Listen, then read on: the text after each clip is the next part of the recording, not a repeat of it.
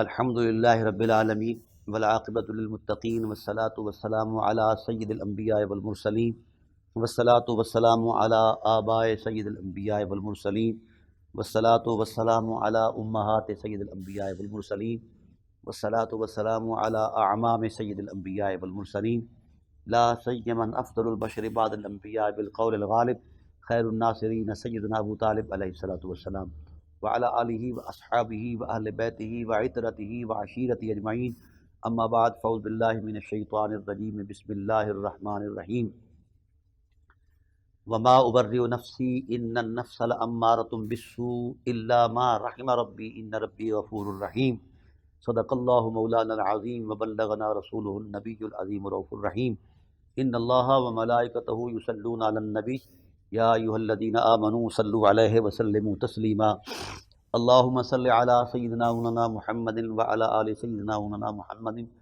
کما صلیت علی ابراہیم وعلی آل ابراہیم انک حمید مجید اللہم بارک علی محمد وعلی آل محمد کما بارکت علی ابراہیم وعلی آل ابراہیم انک حمید مجید الصلاۃ والسلام علیک یا سیدی یا رسول اللہ وعلی آلک واصحابک یا سیدی یا حبیب اللہ۔ حمد و صلاۃ کے بعد انتہائی واجب القدر حاضرین و ناظرین بحمد اللہ تعالی ہم سلسلہ وار عرفان قرآن کے حوالے سے اپنی گفتگو کو جاری رکھے ہوئے ہیں۔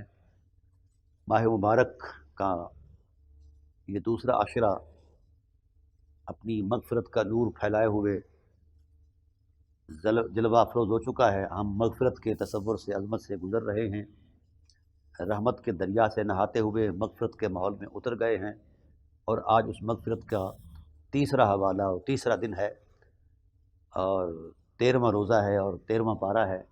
آج ہم انشاءاللہ العزیز اس حوالے سے گفتگو کریں گے۔ وحدہ لا شریک کی بارگاہ رحمت میں دعا ہے کہ اللہ تعالی ہمیں حق عرض کر کے اس پر عمل کی توفیق نصیب فرمائے۔ یہ 13واں پارہ ہے، اس کا کچھ حصہ سورہ یوسف پر مشتمل ہے، اور سورہ یوسف کا کچھ حصہ جو ہے یہ پچھلے پارے کے اندر 12ویں پارے کے اندر موجود ہے۔ یہ صورت عام طور پر لوگوں نے یوسف اور زلیخا کے قصے سے تعبیر کی ہے کہ یہ یوسف اور زلیخا کا ایک قصہ تھا۔ حضرت یوسف علیہ السلام پیغمبر تھے اور جناب زلیخا نے ان کو اپنی طرف مائل کیا وغیرہ وغیرہ۔ دراصل بہت سارے لوگوں نے اس معاملے میں ٹھوکر کھائی ہے اور اس کو ایک رومانٹک قصہ قرار دینے کے درپے ہے۔ ایسا نہیں ہے، اس کے اندر تو اللہ تعالیٰ کی ذات نے ہر فرد مومن کے لیے ولایت کا نور رکھا ہے۔ اس کو سمجھنے کی اہم ضرورت ہے، اس کو سمجھنا، اس کے مندرجات پر غور کرنا، اور اس قصے میں اتر کر جب ہم دیکھتے ہیں تو پھر انشاءاللہ العزیز اس کی ہر حرمت آنکھوں کے سامنے آ جاتی ہے۔ اسی لیے قرآن کریم نے اس قصے کا جو ٹائٹل بیان فرمایا نحن نقص علیک احسن القصص۔ قرآن کے جتنے قصے ہیں ان میں سے احسن ترین، جس سے اوپر کوئی احسن قصہ نہیں ہے، انتہائی خوبصورت قصہ اسے قرار دیا گیا ہے۔ تو کیا ہم اس قصے کو نعوذ باللہ من ذالک ایک رومانس پر مشتمل خیال پر اس کو دیکھیں؟ نعوذ باللہ من ذالک، یہ کفر ہے، یہ حرمت پیغمبر کا مذاق ہے، آیات قرآنی کے ساتھ یہ کھلواڑ ہے۔ ایسا کچھ بھی نہیں ہے، اس میں مشیت الہی نے جا بجا اسباق رکھے ہیں، اور ہر لمحے ایک نئی شان ہے، نیا عرفان ہے۔ کیونکہ اتنا وقت نہیں کہ میں تھوڑے سے ٹائم کے اندر ان عرفانیات کو بیان کروں جو اس قصے کے دامن میں چھپی ہوئی ہیں، اور جو مشیت الہی کا نور آج نور بیزیاں فرما رہا ہے، گل افشانی فرما رہا ہے امت پر۔ کاش امت اس حرمت کو اس تقدس میں دیکھے جو مشیت الہی کے تحت ہے، جو مزاج رسول کی حرمت کے تحت ہے۔ اسے قصہ نہ سمجھا جائے، اسے فاعتبروا یا اولی الابصار، یہ آنکھ والوں کا، یہ اندھوں کے لیے نہیں ہے۔ اندھے تو دل کے بھی اندھے ہیں، من کان فی ھذہ اعمی فہو فی الآخرۃ اعمی واضل سبیلا۔ جو قرآن کے ان قصص کو معمولی حیثیت دیتے ہیں، صرف قصہ سمجھتے ہیں، وہ دل کے اندھے ہیں، اور جو یہاں اندھا ہے وہ وہاں بھی اندھا ہوگا۔ تاہم خدائے ذوالجلال نے اس قصے کا آغاز بڑے خوبصورت تصور میں پیش فرمایا ہے، اور اگر اس قصے میں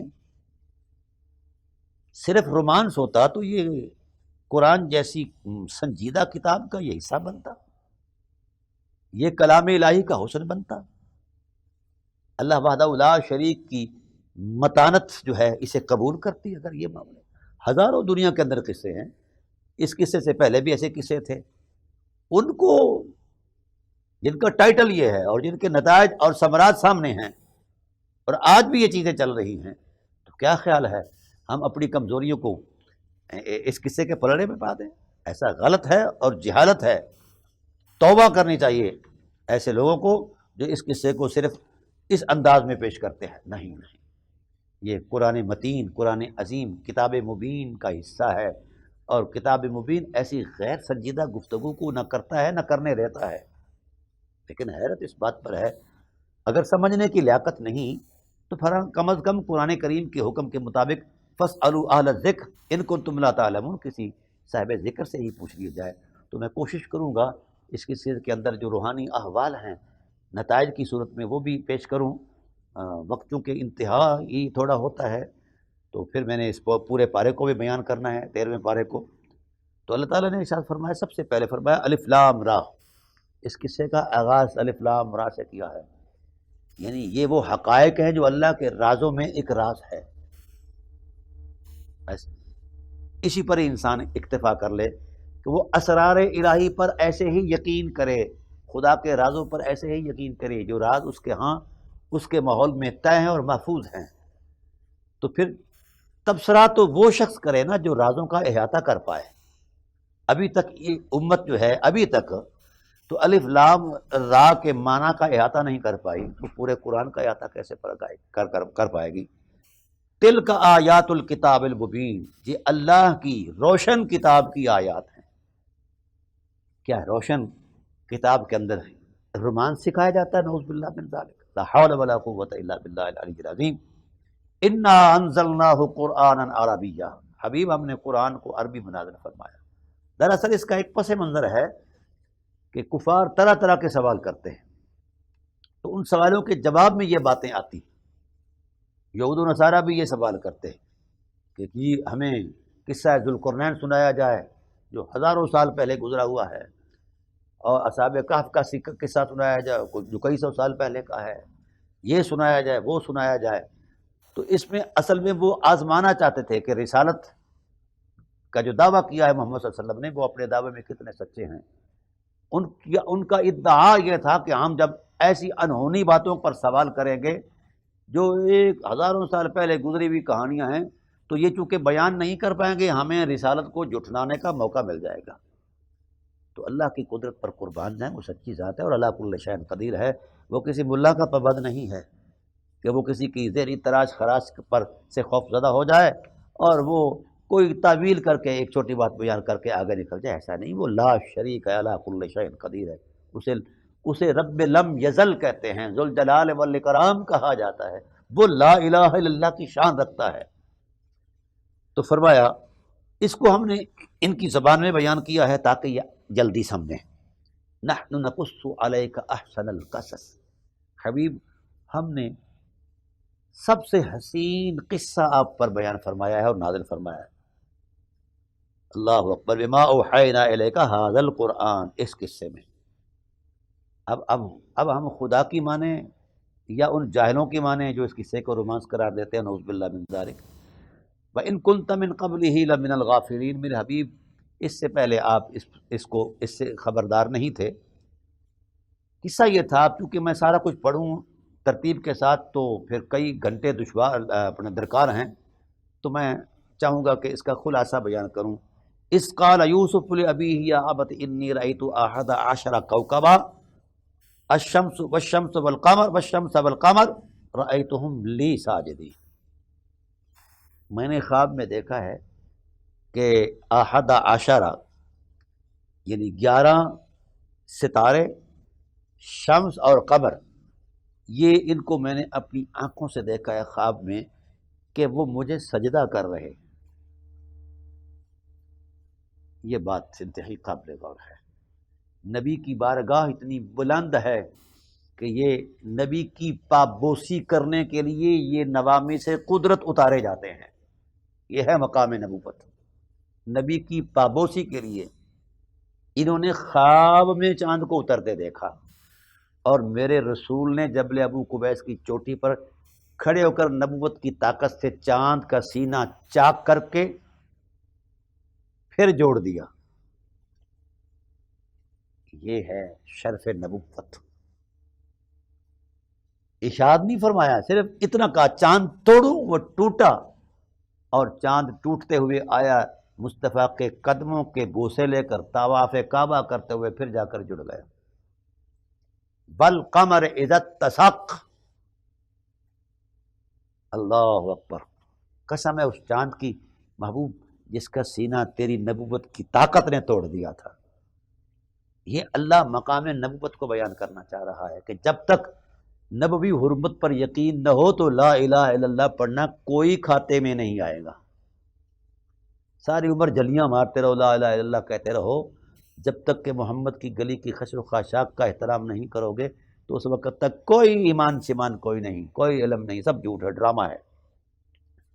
وہاں خواب میں دکھایا اور ادھر سید المرسلین کا، اور اس منظر نامے کو جس انداز میں سید بطحہ افضل البشر بعد الانبیاء حضرت ابو طالب علیہ السلام کی ذات والا صفات نے جس حرمت میں بیان فرمایا ہے، دل کرتا ہے کہ کئی سو سال کی زندگی ہو میں ان الفاظ کی حرمت میں قرآنی آیات کی روشنی میں اس قصہ کو بیان کروں۔ یہ اتنا بڑا لطیف ہے، تاہم یہ ہے کہ وہ ان کا مشاہدہ یہ ہے کہ پہلے سید عالم صلی اللہ علیہ وسلم نے یہ گفتگو اور یہ مکالمہ، یہ جو گفتگو تھی کفار کے ساتھ، یہ دن کو تھی، رات کو نہیں تھی۔ وہ فرماتے ہیں کہ دن دہاڑ تھا، 12 بجے کا ٹائم سمجھو، یا مطلب بالکل نصف النہار پر یہ سورج تھا جسے ہم 12 بجے کہہ لیتے ہیں، اس وقت یہ گفتگو ہو رہی تھی، اور فرمایا میں عینی شاہد ہوں۔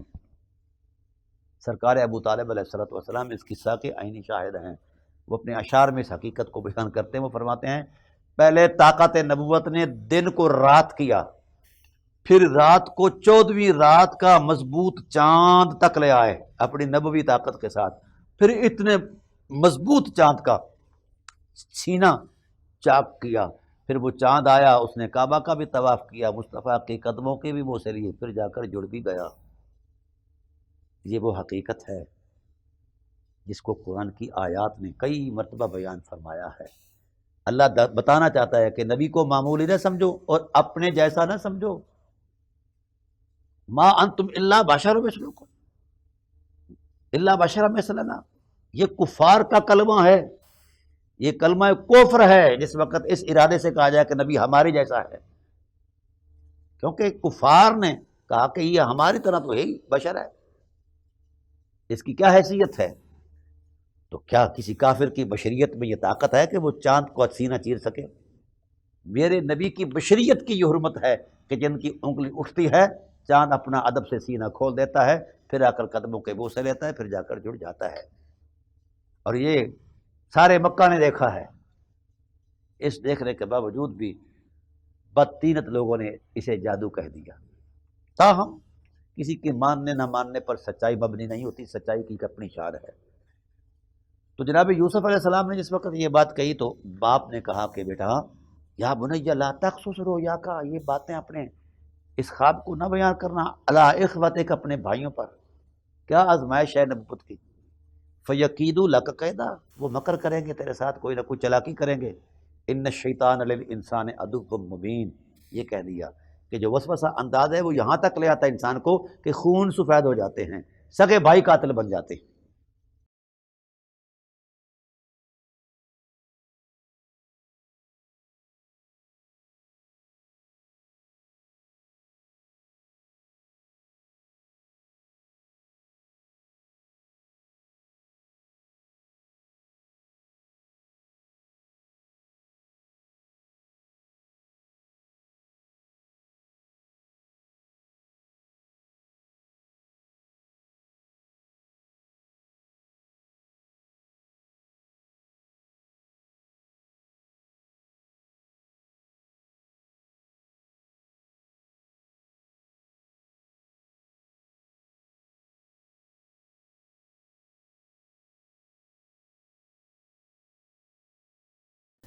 وَكَذَلِكَ يَجْتَبِيكَ رَبُّكَ، اب پیغمبر کو خوشخبری دے رہا ہے، وَكَذَلِكَ يَجْتَبِيكَ یوسف، تم اب معصوم بچے نہیں رہے، تمہیں اللہ نے مجتبی بنا دیا ہے، مقام دے دیا ہے، وَكَذَلِكَ يَجْتَبِيكَ رَبُّكَ وَيُعَلِّمُكَ، اور پھر وہ اپنی ذات سے تمہیں سکھائے گا، من تأویل الاحادیث، ہر ایک چیز کا انجام اور اس کی تعویل سکھائے گا، وَيُتِمُّ نِعْمَتَهُ عَلَيْكَ، اور آپ کی ذات پر اللہ اپنی تمام نعمتیں مکمل کرے گا، اتمام کرے گا، وَعَلَىٰ آلِ یعقوب، اور آل یعقوب کے اندر یہ نعمت۔ اچھا، ابھی واقعہ رونما ہوا نہیں، وہ معاملات طے ہوئے نہیں، قبل از وقت پیغمبر کو کہہ رہا ہے، تو کوئی ایسی حقیقت تو ہے جسے نبوی بصیرت اپنی آنکھوں سے دیکھ کر اور آنے والے حالات کا منظرنامہ نبوت کی زبان سے پیش کر رہے ہیں، اور قرآن اسے بطور حوالہ پیش کر رہا ہے۔ ہمارے ہاں یہ فساد اور فراڈ رہا کسی زمانے میں کہ نبی دیوار کے پیچھے کا پتہ نہیں رکھتا، نبی یہ نہیں کر سکتا، وہ نہیں کر سکتا۔ یہ ہمارے اہل علم نے اس طرح کے زہر افشانیاں کی ہیں، کیوں کی ہیں؟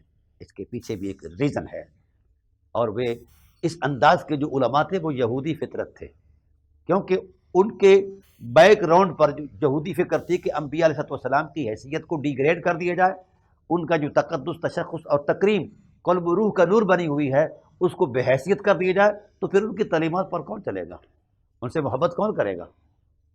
لیکن الحمدللہ علماء حقہ نے پہرا دیا ان حرمتوں پر، پھر ان کو لوہے کے چنے چبوائے اور کہا کہ نہیں، قرآن تمہاری اس فرسودہ فکر کو نہیں مانتا، اس یہودی طرز فکر کو قرآن نہیں مانتا۔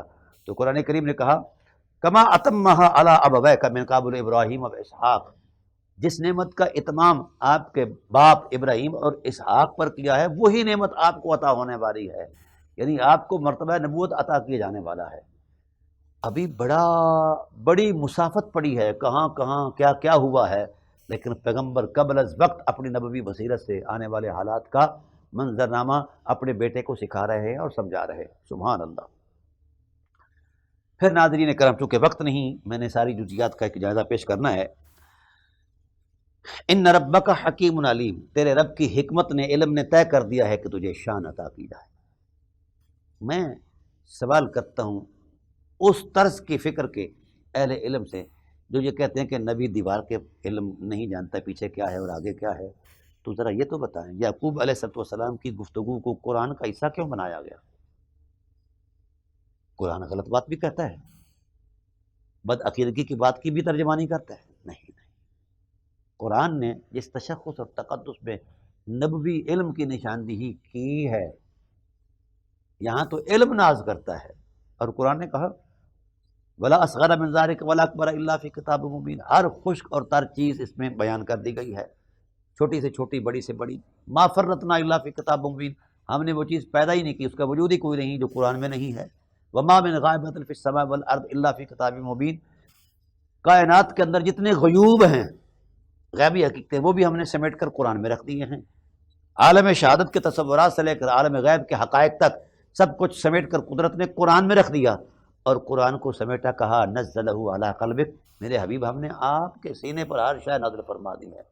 اب وہ کون سی ایسی حقیقت ہے مولانا صاحب سے پوچھا جائے کہ جو حقیقت تو وجود تو رکھتی ہو مگر سینہ مصطفیٰ سے الگ ہو؟ یہ نبوی احترام بیان کر رہا ہے اللہ تعالیٰ کہ وہ علم میں اتنے بلند ہوتے ہیں کہ کائنات کے علوم ان کے سامنے کوئی حیثیت ہی نہیں رکھتے۔ تو ناظرین کرام، یہ پیغمبر اپنے بیٹے کو، یعقوب اپنے بیٹے اسماعیل کو کہہ رہا ہے کہ تیرا باپ بھی پیغمبر تھا، دادا بھی پیغمبر تھا، اور باپ بھی پیغمبر ہے، پردادا بھی پیغمبر تھا، اے یوسف تم بھی شان والے پیغمبر بننے والے ہو۔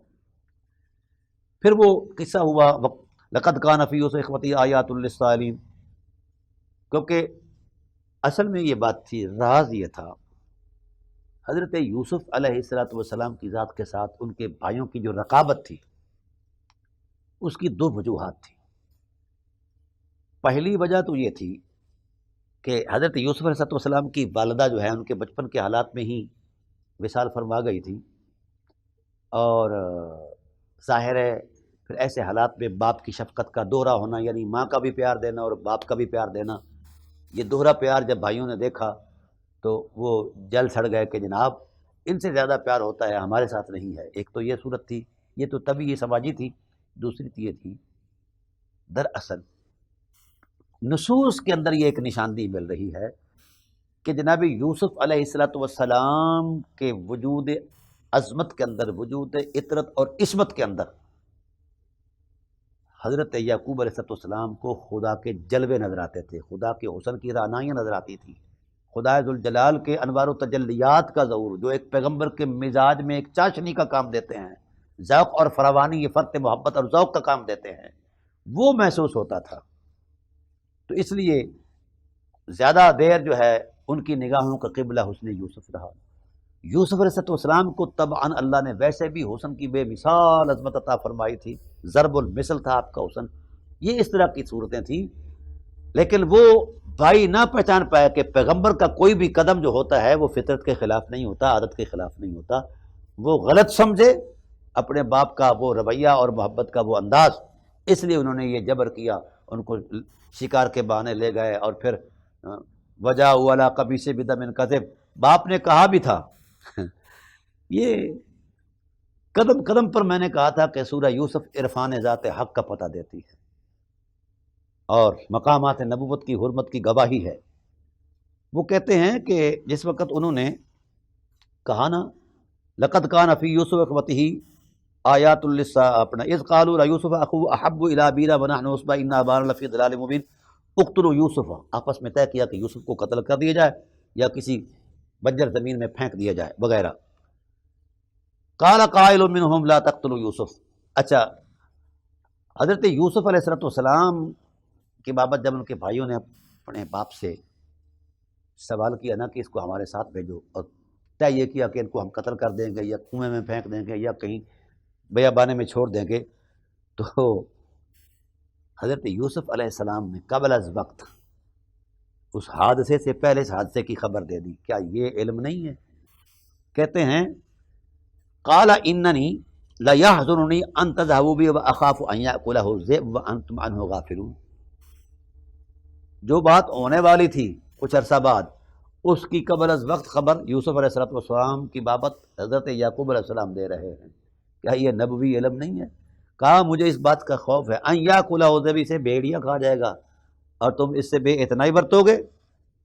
پھر انہوں نے کہا کہ کیسے ہو سکتا ہے کہ عام ایک جتھا ہے، بڑے ہیں فلاں فلاں فلاں، فلما ذهبوا، جب لے کر چلے گئے اور ان کو ایک اندھے کنویں میں پھینک دیا، وَأُوحَيْنَا إِلَيْهِمْ لَتُنَبِّئَنَّهُم بِأَمْرِهِمْ هَٰذَا وَهُمْ لَا يَشْعُرُونَ۔ ناظرین کرام، قدرت کی عظمت پر بھی قربان جائیں، کہاں کہاں بندوں کے ساتھ پیار کرتی ہے۔ حضرت ابراہیم علیہ السلام کو نار نمرود کے وقت جب پھینکا جا رہا تھا تو ان کے لباس کو اتار لیا گیا تھا، تو اللہ نے اپنی جناب سے ایک قمیص نازل فرمایا کہ میرا پیغمبر برہنہ نہ ہو، اس کی ستر پوشی کا اہتمام قدرت کی طرف سے ہونا چاہیے۔ تو وہ تویز جو ہے ان کو وہ قمیص جو ہے جناب ابراہیم علیہ السلام کو پہنایا گیا، جس پر آگ نے اثر نہیں کیا، وہ ٹھنڈی ہو گئی۔ وہ قمیص نسل در نسل چلتا ہوا حضرت یعقوب علیہ السلام کے پاس آیا، تو جناب یوسف علیہ السلام کی ذات والا صفات نے اس قمیص کا تویز بنا کے یوسف علیہ السلام کے گلے میں ڈال دیا۔ یہاں بھائیوں نے بھی وہی کام کیا جو فرعونیوں نے انہوں نے کیا تھا، دوسروں نے جنہوں نے حضرت ابراہیم علیہ السلام کو ڈالا تھا نار نمرودیوں نے کیا تھا۔ اچھا تعجب والی بات یہ ہے کہ انہوں نے بھی وہ لباس اتار دیا حضرت یوسف علیہ السلام کا، بے لباس کرنا چاہا، تو ابھی کنویں میں پھینکا تو جناب جبرائیل علیہ السلام سے اللہ نے فرمایا کیا کر رہے ہو؟ کہا اللہ تیری تسبیح، فرمایا تجھے تسبیح یاد ہے؟ میرا پیغمبر جو ہے اس کو بے آبرو کیا جا رہا ہے، نیچے اترو تسبیحیں چھوڑ کر، اور فوری طور پر وہ قمیص کھول کر میرے یوسف کا سطر جو ہے وہ اس کو ڈھانک دیا جائے اور اس کی حرمت کا احترام کیا جائے۔ تو وہ قمیص ان کو پہنایا گیا۔ پھر اس کے بعد وجاؤ اباؤہم عشاء یبکون، رات کے وقت وہ آئے روتے ہوئے آئے، مصنوعی روتے ہوئے، کہا انا ذهبنا نستبق وتركنا یوسف عند متاعنا، ہم چلے گئے شکار میں، یوسف ہمارے سامان کے پاس تھے، بس ایک بھیڑیا آیا اس نے کھا لیا۔ وما انت بمؤمن لنا، ابا تو ہم پر اعتماد نہیں کرے گا، بات سچی ہے تو اگر ہم سچ بھی بولیں تب بھی۔ پھر انہوں نے کہا بھی تمہارے پاس کوئی دلیل ہے؟ یوسف جو بھیڑیا جو یوسف کو کھا گیا ہے کوئی دلیل؟ انہوں نے کہا ہاں ہم ایک قمیص لے آئے ہیں، وجاء والا قمیصہ بدم قدم، اس پر ایک جھوٹا موٹا خون آلود تھا۔ تو یوسف علیہ السلام کے باپ حضرت یعقوب علیہ السلام نے قمیص کو دیکھا تو کسی جگہ بھی اس کو شکن نہیں تھا، کہیں سے کوئی پھٹا ہوا نہیں تھا۔ کہا بھئی بڑا دانا تھا وہ بھیڑیا جو میرے یوسف کو کھا گیا ہے، اور اس نے پہلے اس کی قمیص اتاری، پھر قمیص اتار کر بھیڑیے نے کھا لیا۔ اگر بھیڑیا نے کھایا ہوتا تو اس کا پنجہ کہیں نہ کہیں جب وہ جھپٹا ہوگا میرے یوسف پر تو قمیص پر بھی آیا ہوگا، قمیص تو صحیح سالم ہے اور اس پر تم نے جھوٹا خون لگایا ہوا ہے۔ قال بل سولت لکم انفسکم امرا فصبر جمیل، یہ ہے پیغمبر کی تعلیم کہ یہ تمہارے نفس کی پلیتی ہے، اندر کی خرابی ہے، لہذا میں صبر کروں گا۔ واللہ المستعان علی ما تصفون، میرا مددگار اللہ ہے جس بارے میں تم یہ بول رہے ہو نا یہ جھوٹ۔ پھر اس کے بعد ایک وجاءت سیارۃ فارسلوا، ایک قافلہ آیا، انہوں نے دیکھا پانی بھرنے کے لیے، تو نیچے پانی کی ڈول کو حضرت یوسف علیہ السلام نے پکڑ لیا، تو یوسف علیہ السلام کی حسن لطافت کی برکت سے کنواں نور علی نور ہو گیا تھا۔ یہ ہے پیغمبر کے حسن کی وجاہت کہ اندھیروں کو بھی وہ نور سے منور کر دیتا ہے۔ جب لوگوں نے جھانک کر دیکھا کہ کنواں نورانی ہے اور نیچے ایک حسن کا شاہکار بیٹھا ہے، پھر انہوں نے اس کو نکال کر کہا یہ تو بہت بڑی نعمت ہمارے ہاتھ میں آئی ہے۔ اب پھر بھائی آ گئے، انہوں نے کہا کہ یہ ہمارا بھاگا ہوا غلام ہے، ہم اس کو بیچنا چاہتے ہیں۔ تو وشروہ بثمن بخس دراہم معدودہ، کو تھوڑے داموں میں انہیں بیچ دیا۔ وہ لے کر گئے بازار مصر میں، وہاں جناب یوسف علیہ السلام کے حسن کے چرچے ہوئے، منڈی لگی، پھر حسن کی خریداری کے لیے بڑے بڑے لوگ آئے۔ طے یہ ہوا کہ ایک طرف ان کو رکھا جائے، دوسری طرف جواہرات اور سونا رکھا جائے، جو اتنا سرمایہ دے وہ لے لے۔ تو ان خریداروں میں جناب زلیخا بھی تھی، وہ بھی اپنی شاہی مال سے دیکھ رہی تھی۔ وہ تکتی آئیں، دیکھتی آئیں، کہیں یوسف نہیں تلے، پھر انہوں نے اپنا سرمایہ بھیجا، اس پر بھی یوسف نہیں تلے۔ ان کا حسن جو ہے ان کے اندر گھر کر چکا تھا۔ انہوں نے کہا، چونکہ انہوں نے بھی خواب دیکھا تھا، حضرت زلیخا کی پاک دامنی پر حرف زنی کرنے والوں کو شرم آنی چاہیے، یہ چیزیں ساری قدرت کے معاملات ہیں، نعوذ باللہ من ذالک۔ حضرت زلیخا ایسی نہیں تھی۔ یہ تو پھر انشاءاللہ میں اس پر گفتگو کروں گا پوری تفصیل کے ساتھ، کبھی موقع ملا۔ تو انہوں نے بھی یہ منظرنامہ، یہ حقائق خواب میں دیکھے کہ عزیز مصر ایسا ایسا خوبصورت ہے، اس کے ساتھ میری شادی ہو رہی ہے وغیرہ وغیرہ۔ تو وہ ان کا جب سارا سرمایہ ختم ہو گیا حضرت زلیخا کا، تو دل کے اندر جو تڑپ تھی، احساس تھا، اس نے انگڑائی لی، تو وہاں سے بالا خانے سے ایک باری سے ہاتھ جوڑ کر کہا، یوسف اب میں بے بس ہو گئی ہوں، خدا کے لیے تل جاؤ۔ یوسف علیہ السلام تل گئے، شاہی محلات میں رہے، پرورش ہوتی رہی۔ تو اس طرح کے پھر معاملات جو ہیں، چونکہ انہوں نے پہلے دیکھا ہوا تھا اور خدا نے دکھایا تھا ان کو یہ خواب، تو وہ خوابوں کا جس وقت ان کے سامنے یہ منظرنامہ آیا تو یہ تو میرے خواب کی تعبیر یہ ہے، اس حوالے سے ان کے دل کے اندر یہ بات آئی، وراودت التی وہ فی بیتہا، اس لیے انہوں نے اپنی اس خواہش کا اظہار کیا۔ تو ہے تلک قال معاذ اللہ، یہ پیغمبر کی استقامت ہے کہ جو ہی ان کے سامنے ناز و نعم میں وہ پلے ہوئے شاہی محلات میں، جہاں خواہش نفس کا زیادہ انبار ہوتا ہے، لیکن اللہ کے پیغمبر کی حرمت کو سلام کہ ایسے ماحول میں رہ کر بھی وہ اپنی شان پیغمبری پر پہرا دیتے ہیں۔ قالت حیت لک، جس وقت حضرت یوسف نے، حضرت زلیخا نے اپنے ارادے کا اظہار کیا تو انہوں نے فوراً کہا، قال معاذ اللہ، میں اللہ کی پناہ میں ہوں۔ یہ کیسے ہو سکتا ہے کہ میں ایک طبع ایسی رکھتا ہوں، خلق ایسا رکھتا ہوں، اور اپنی عظمت ایسی رکھتا ہوں، اور ایسے باپ کا بیٹا ہوں کہ جہاں حرمتیں سلام کرتی ہیں، تو مجھ سے خلوت قدوں میں ایسے حالات۔ قال معاذ اللہ انہ ربی احسن مثوائی، اللہ اکبر، میرا رب میرے لیے کوئی اچھا ٹھکانہ بنائے گا، اچھی تدبیر سوچے گا۔ خدا کی قدرت کے قربان جائیں۔ وہاں مفسرین نے یہ لکھا ہے کہ جس وقت خلوت قدے میں ایسے حالات پیدا ہوئے تو جناب یوسف علیہ السلام کے والد گرامی حضرت یعقوب علیہ السلام نے تصرف فرمایا وہاں سے، اور یہاں تشریف فرما ہو گئے، اور اپنے ہونٹوں پر انگلی رکھ کر خاموشی کا اشارہ کر کے یہ احساس دلا رہے تھے کہ یوسف اس وقت تیری استقامت کا امتحان ہے، ادھر نار نمرود تھی، یہ دوسری آگ ہے، لہذا پیغمبری کی حرمت کا احترام اور اس کا بچاؤ جو ہے وہ تیری ذمہ داری ہے۔ تو یوسف علیہ السلام نے اپنے باپ کی اس تمثیلی صورت کو دیکھا تو کہا کہ یہ تو میرے باپ اس شان کے بندے ہیں کہ یہاں مجھے روکنے آ گئے ہیں، تو میرا رب جو ہے وہ تو علی کل شیء قدیر ہے۔ کذالک لولا ارى برہان ربی، اللہ تعالیٰ کی ذات نے اس عمل کو برہان قرار دیا ہے کہ میرے رب کی یہ برہان آئی۔ کذالک لنصرف عنہ السوء والفحشاء، ہم نے حضرت یوسف علیہ السلام سے اس سوء اور اس برائی کو ایسے دور ہٹایا کہ کمال ہو گیا۔ اور پھر حضرت یوسف علیہ السلام آگے چلے بچنے کے لیے، اور پھر دروازے کھلتے گئے، وہ قفل کھلتے گئے، ٹوٹتے گئے، تو پیچھے کبیز سے مائی صاحبہ نے اس وقت پکڑا۔ مائی صاحبہ نے اسی خواب کے منظرنامے میں یہ سارا معاملہ تھا، ایسا نہیں تھی کہ وہ نعوذ باللہ فاحشہ تھی، نعوذ باللہ من ذالک، یہ لوگ کفر بکتے ہیں کہ وہ فاحشہ تھی، نہیں۔ اب اس پر تو پھر کبھی تفصیلات میں اتروں گا، لیکن پاک دامن تھی وہ۔ لیکن اس خواب کی تعبیر میں انہوں نے خود کو محسوس کیا تو کہا کہ میں اصل میں تو ان کے لیے ہوں، اس لیے ان کے دل میں یہ خواہش ہوئی۔ پھر وہ بات بنائی گئی کہ جناب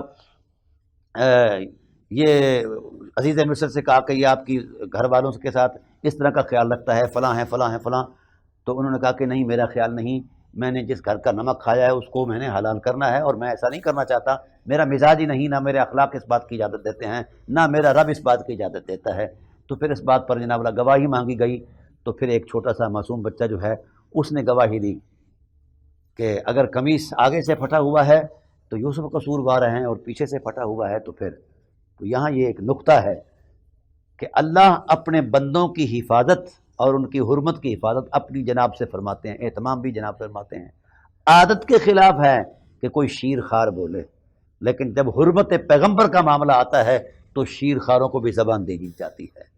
اس لیے دوستو کہ پیغمبر کی حرمت کو معمولی سمجھنا اور پیغمبر کے تقدس کو اپنی جیسے بشریت اور جو بالکل لتھڑی ہوئی غلاظت کے ساتھ ہے اس بشریت کے ساتھ مثال دینا کہ وہ ہماری طرح ہے، نہیں نہیں، وہ ہماری طرح اگر ہوتے تو وہ ہمارے پیغمبر نہ ہوتے۔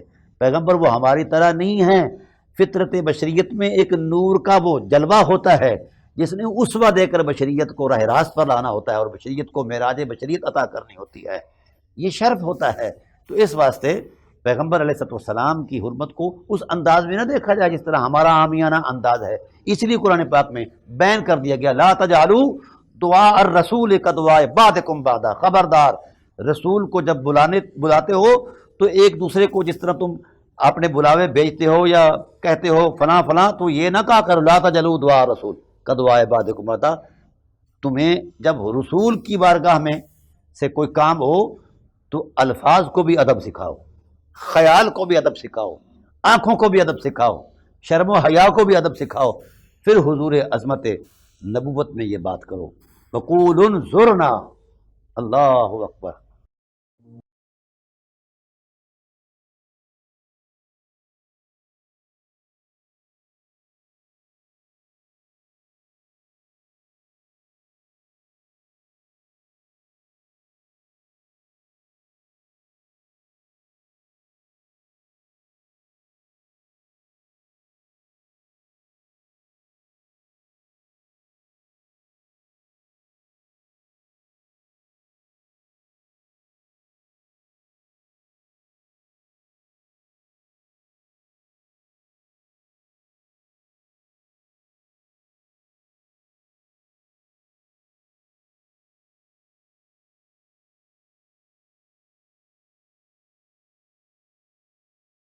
یا ایھا الذین آمنوا لا تقولوا راعنا وقولوا انظرنا، صحابہ کرام والا یہ قرآن پاک کے اندر موجود ہے۔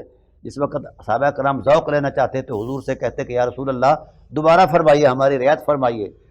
تو مولویوں نے جو اس وقت کے یہود کے مولوی تھے انہوں نے اس بات کو غلط استعمال کیا، راعنا کی بجائے راعینا کہنا شروع کر دیا جس کا مطلب چرواہا تھا، تو انہوں نے اپنے اندر کی جو پلیدی تھی اس طرح ظاہر کرنا شروع کر دی۔ تو اللہ تعالیٰ کی غیرت نے کہا آج کے بعد یہ جائز لفظ بھی نہ بولا جائے، جب بھی بارگاہ نبوت سے کوئی استدعا کرنی ہو تو یوں کہا جائے یا رسول اللہ انظر حالنا، یا رسول اللہ انظر حالنا، یا رسول اللہ ہمارے حال پر نظر فرماؤ۔ یہ ہے بارگاہ نبوت کے آداب۔ کیوں ایسا کر رہا ہے خدا؟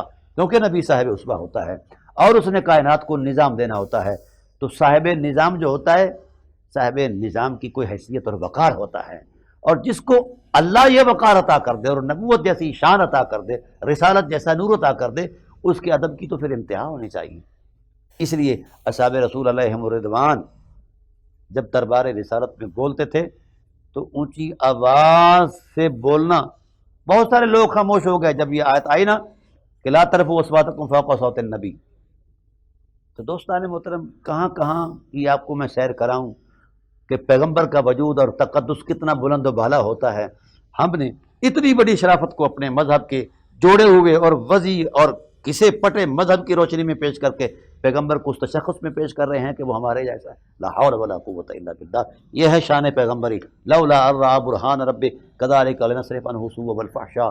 پھر حضرت یوسف علیہ السلام جیل بھیج دیے گئے، 14 سال تک جناب نے جیل کاٹی ہے، وہاں بھی حکمت الہی تھی۔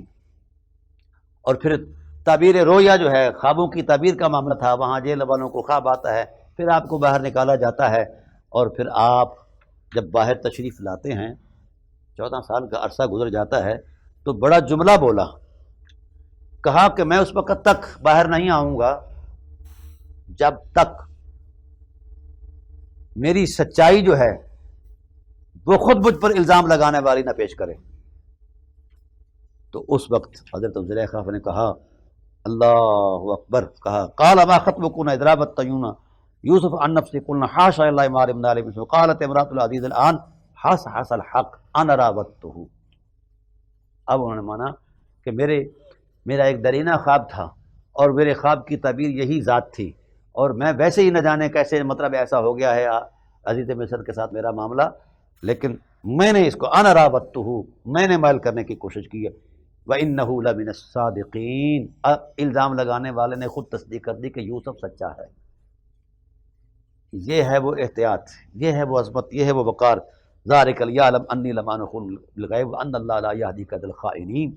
اور پھر ارشاد فرمایا وَمَا أُبَرِّئُ نَفْسِي، کیا کثر نفسی ہے پیغمبر کی، کہاں کہاں عظیمت معاب طرز سے گزرے، اور یہاں آ کر بھی کہا کہ ہاں وَمَا أُبَرِّئُ نَفْسِي إِنَّ النَّفْسَ لَأَمَّارَةٌ بِالسُّوءِ، میرا جو نفس تھا میں اس سے بری نہیں ہوں،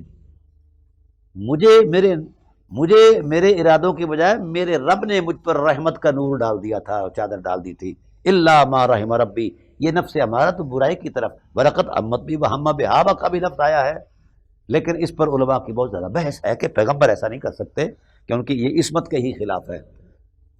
یہاں ایک اور محذوف نکالتے ہیں کہ ہو سکتا ہے کہ وہ بھی ہو، اگر اور اللہ کی برہان نہ ہوتی تو اللہ کی برہان تو پیغمبر کے ساتھ ہر وقت ہوتی ہے۔ کون سا ایسا زمانہ ہے کہ پیغمبر علیہ السلام کی اسوہ کاملہ کی حفاظت کے لیے خدا کی برہان اس کے ساتھ شامل حال نہ ہو؟ ایسا نہیں ہے۔ کسی پیغمبر کا اگر اسوہ ہی داغدار ہو جائے تو وہ اسوہ کیسے بن سکتا ہے؟ اس لیے بڑا ضروری ہے کہ ہم اللہ کے انبیاء ہوں، ان کے لیے جو تکریم کا پیمانہ قرآن کریم نے خدا ذوالجلال نے بیان فرمایا، ان کو ایسے ہی مانے جیسے اللہ تعالیٰ کی مرضی اور مشیت ہے۔ پھر ارشاد فرمایا اللہ اکبر، ان ربی لغفور الرحیم، میرے رب نے مجھے بچا کر مجھ پر رحم کی انتہا کر دی، کیونکہ میرا رب غافر ہے، غفور ہے، پردہ پوش ہے، پردہ پوشی کرنے والا ہے۔ پھر یہ بات چلی، وہ جو خوابوں کا معاملہ تھا کہ 7 سال جو ہے وہ 7 گائیں کا تصور دیا تھا کہ وہ چھوٹی پتلی گائیں جو ہے ان کو موٹی گائیں کھا رہی ہیں، تو تعبیر یہ ہوئی کہ یہ ایک اچھے سال آئیں گے خوشحالی کے، اور پھر خوشحالی کے بعد اس طرح کے حالات آئیں گے، قحط سالی آئے گی۔ تو اس وقت جناب یوسف علیہ السلام کو کہا گیا کہ آپ کے پاس اگر تعویل ہے تو تعبیر بھی آپ کے پاس ہونی چاہیے، ہم آپ پر یقین کرتے ہیں، بتائیے ایسے حالات میں کیا کریں۔ تو جناب یوسف علیہ السلام نے کیا کہا، یہ بڑی اہم بات ہے۔ قال اجعلنی علی خزائن الارض انی حفیظ علیم، کہ مجھے وزیر خزانہ بنایا جائے اور مجھے مکمل اتھارٹی دی جائے، میں اپنی امانت داری کے ساتھ، اپنی دیانتداری کے ساتھ خزانوں کو یوٹیلائز کروں گا، اس کو منظم کروں گا، مربوط کروں گا، اور یہ جو برے حالات آئیں گے ہم اس سے الحمدللہ نبرت آزما ہوں گے۔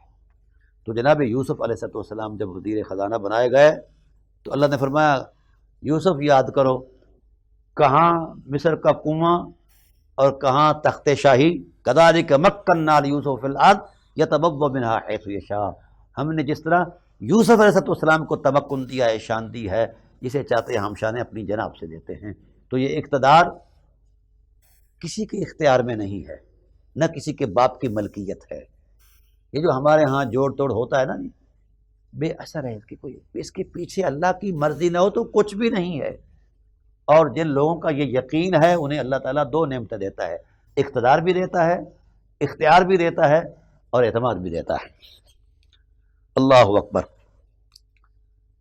پھر جب قحط کا زمانہ آیا تو آس پاس سے لوگوں کو پتہ چلا کہ عزیز مصر جو ہے وہاں خزائن جو ہیں اس طرح محفوظ ہیں، تو لوگ اپنی ضرورتوں کو مہیا کرنے کے لیے اپنے رقم پونجیاں لے کر آتے، اور وہاں سے آ کے جو جناب یوسف علیہ السلام نے کیا کمال کیا، کیا دانش ہے حضرت یوسف علیہ السلام کی نبوی بصیرت۔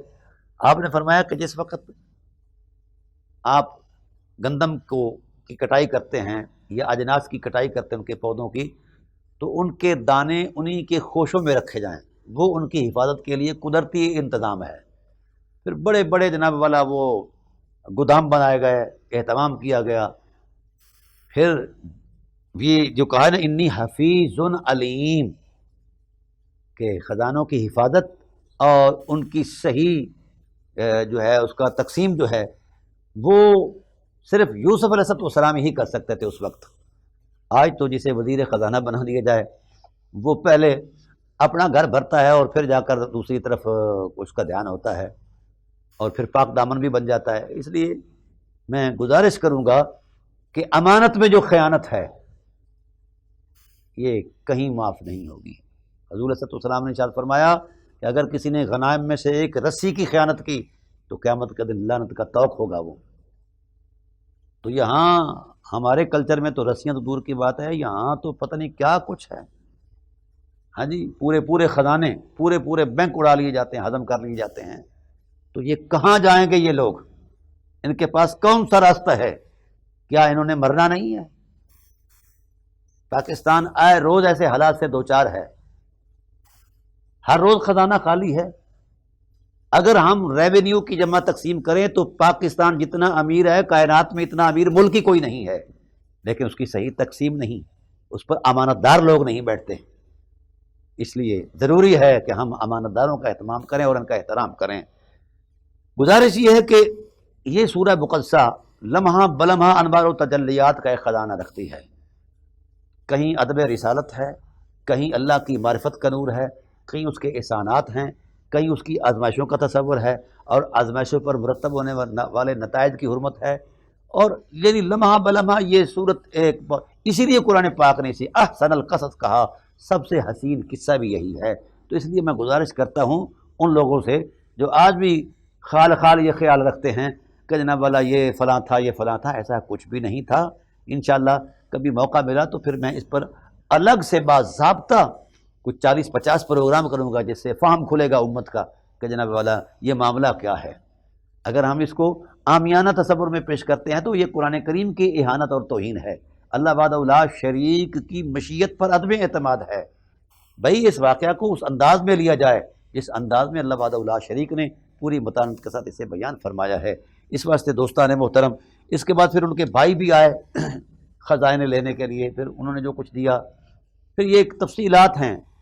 ان کے بھائی جب آئے، گفتگو ہوئی، پھر ان کو پھر دوبارہ آنے کا کہا گیا، پھر کہا گیا کوئی رہتا تھا نہیں، تو انہوں نے کہا جی ہے ہمارا ایک بھائی ہے وہ رہتا ہے۔ بہرحال انشاءاللہ اگلی نشست کے اندر جو ہے نا میں کچھ اس کا احوال بیان کروں گا۔ وما علینا الا البلاغ المبین۔